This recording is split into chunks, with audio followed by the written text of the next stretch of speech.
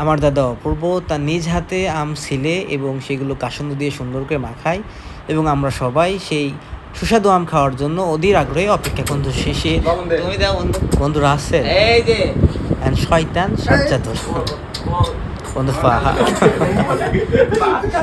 এত সরল সওয়াল তুমি দাও বন্ধু দাদা একটু দাও তো হ্যাঁ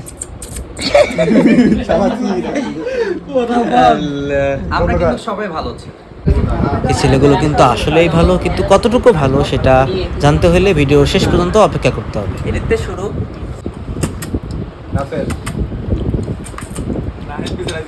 অপূর্ব,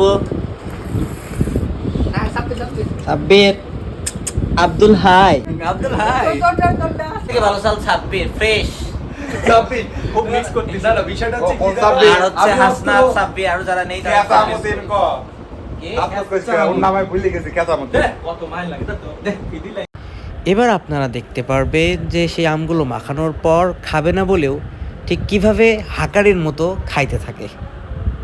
বন্ধু আমার ভালো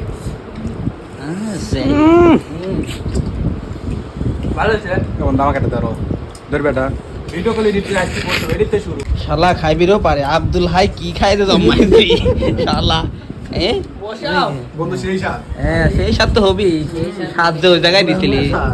কাটা কর হ্যাঁ ওই শালা সুশি বুশি খাইলি দেখো শালা মধু মধু মধু মধু।